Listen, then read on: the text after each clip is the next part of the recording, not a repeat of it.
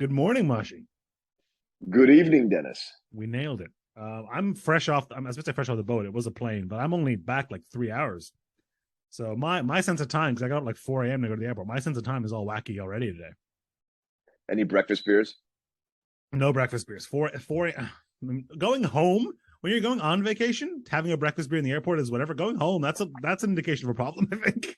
That's that's a curious thing, Dennis, because the last few times I recall having breakfast beers, you weren't going on vacation; you were going to work. Well, look, sometimes when things are very different when we work together. I'm an aged man now. I see. I see. Okay. Okay. My bad. My bad. I want to talk to In you any today case, about compromise. And the quote I okay. picked is a Larry David quote, but it's a very common sentiment, which is that in a proper compromise, neither party is satisfied. And I'm curious as to whether or not you think that's actually necessarily true. Do both parties in a compromise, and this might be two companies negotiating, you did a lot of negotiating when we work together, or it might just be two people who disagree on an issue in the workplace and about how they want to approach a problem. Do you have to both be unhappy for it to be a real compromise, or do you think it's possible to find a way for both people to be at least mostly satisfied with the outcome?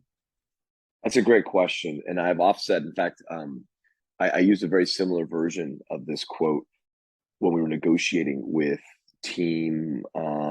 They ended up being Team Ultimate Guard. Who were they before they were Team Ultimate Guard? The Pantheon, was that right? Yeah, Team that's right. Pantheon. Team Pantheon. Huey and I. Shout out to Huey William, Huey Jensen.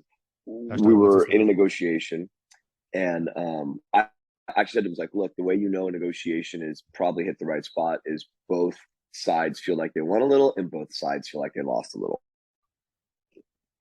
And I do hold that to be very true in the business setting. But I think that I don't know, man. So just so you know, we don't go through these quotes beforehand. I mean, I have a list of all of Dennis's quotes. I don't know what he's going through today. This is a great question.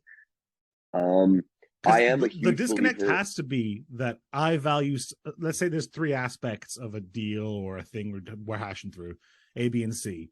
And A is more important to me than it is to you, and C is more important to you than it is to me. In a situation like that, and let's say B is roughly equal, it's possible to make a deal that everybody feels like they got away with something.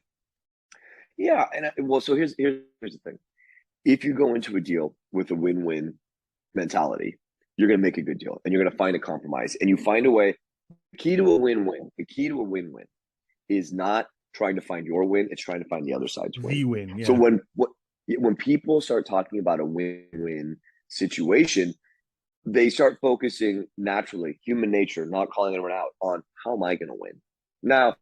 And Dennis still gets this, and that's good for him. If you really want to master a win-win, go into it thinking about how does Dennis win? How does the other side win? Okay, you'll find the path to your win. Trust me. When you're negotiating, whether it's your personal life, your professional life, you don't lose sight of that. But if you really want to master the win-win, and trust me, I work with one of the masters of the win-win. You used to as well, John Sasso. The win-win is how he approaches everything. I think it's really, really important when we talk about win-wins and compromise to really look at the other side of it, which I do despise, which is gamers, a lot of people embrace, which is the zero sum Mm-hmm. tactic. Zero sum tactics are all about how do I win? And then the extreme of that is it's not enough for me to win, right? Enemies must suffer or you must lose, right? Um, I don't think it's necessary for any compromise for both sides to think that they've lost. I'm processing this in real time, even though I did That's say this good. to It's Huey all and I right. did say It's this off to the dome. Pantheon. I don't think that's the case. And the reason is negotiations should be fluid. We should have what we need to get out of it. That's why we're negotiating about something. I need to have dinner. Okay. I want to have Mexican. I need to have dinner. And I've done this a million times before where um, I, I need to have dinner because I'm hungry. I want to have Mexican and we have pizza. Okay.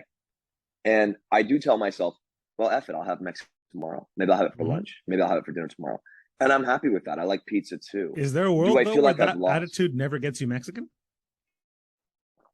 I don't think so. I Because don't because think at some so. point the stars will align, right? Right. I mean, if you're negotiating with the wrong person, maybe if you have the wrong partner or the right. I mean, one must allow for the fact that the other side will accede to the idea that you want Mexican. And if you're in a negotiation where the other side will never accede to that, you'll never get the Mexican food. You're in a zero sum negotiation and you get the hell out of it. There's no compromising in that situation. Well, in a personal sense, something that I'm trying to do more in my life is surrender that choice a little bit. And I talked to Riley about this the other day, about how me and a couple of friends here have a jar that we all put different movies into. Yeah. And we've each put in like 10 each or whatever. And then whenever we go to watch a movie, we just pull one out. So 75% of the time, I'm not watching a movie that I selected to watch. And that means I watch plenty of movies that I don't like. But it means I watch plenty of movies that I do like that I would have never selected to watch myself. And the same is true with, like, you could find the best Italian restaurant in the world by going to an Italian dinner you didn't want to go to. This is a little bit different than like a staunch business negotiation.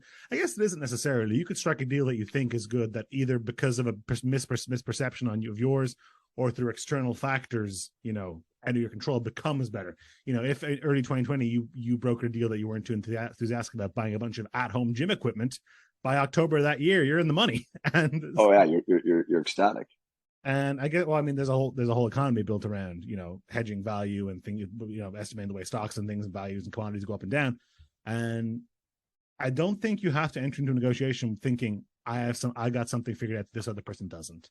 And like you said, it's not zero sum. It's not every point in my favor is a point against them. But when it comes to things that aren't business related, when it comes to more subjective things like where you go for dinner, how easily do you fold in that regard for the reason of having a new experience, or maybe it's more important to the other person or something like that? So this is really, really interesting. I want to circle back to this. I want to suggest something to you. This movie jar concept, which is in our situation analogous to the going out to dinner concept, right? Because you're making a decision about it. The way you phrased it, and I'm familiar with this concept. Dennis and his friends have thrown all these, fold a piece of paper into a jar. They can't figure out what to watch. You pull this out, and that's what you watch. Okay, 75% of the time, you're watching a movie that you didn't choose, that you may never have chosen, that you maybe have never wanted to watch. But I want to suggest to you, 100% of the time, you are engaging in a process which you have voluntarily and with open arms embraced. Yes. And I think there's a huge, huge difference in how you approach that scenario and how you view it and how you look at it, right? 75% of the time I'm watching a movie I didn't want to watch. That's one way to look at it, right? And I want to posit to you that I think that Riley does look at it that way. He does. It's not positive. He's on the record saying that. Right. But 100% of the time, you could also say this, equally true, exact same thing, different cut. 100% of the time, you're engaging in a process that you have embraced wholeheartedly, that you may even have designed. And that's part of it. And that's part of where you get into it. Now we go back to dinner, right? 50% of the time, that's tough. I think most people align with their eating habits. You always find that middle road when you're with someone for a long enough time. But let's just say 50% of the time you're eating stuff. Well, it doesn't have to be a long-term partner. It can be just a random person. Like you and I go to dinner if we meet twice a year. Where do we pick, for example, like that? And so let's set aside random first and things like that. Let's 100% of the time you are enjoying a meal or not enjoying a meal, but you're engaging in a meal with someone you want to be with, right? Even with a blind date, you wanted to be there, okay? And so that decision can get proven wrong halfway through, but that is what it is. Of course.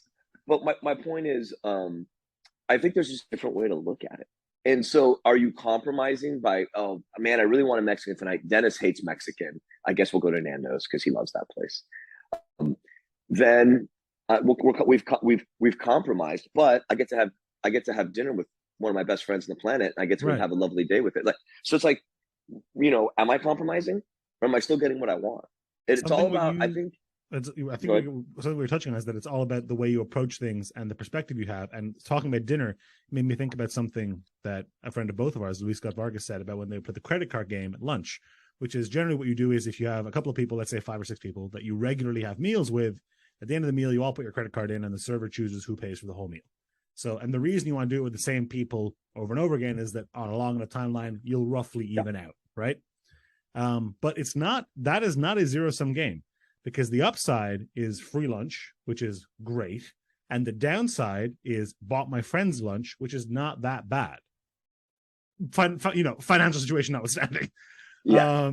So you can game the system a little bit there by giving up something that isn't really that bad and getting something that feels really, really good. And that's kind of what you said. That's similar to what you said about, saying rather than saying for 79% of the time I'm unhappy with my movie choice, 100% of the time we're all bought in. It's, this sort of egalitarian communist way of selecting movies. It is all about perspective, and we completely eliminate the negotiation and the positing and the compromising. Yeah, I mean, look, it's not even about it being egalitarian or any of that crap. It's like you've discovered a fun venture to embark on, and you decided to do this for fun, right? I mean, I don't. I mean, and I think that the question of do you have to feel like you've given a little? Both sides do. Both sides have to feel like they've given a little in a compromise. No, they don't, because I think it's how you want to approach your perspective on it. You can't control.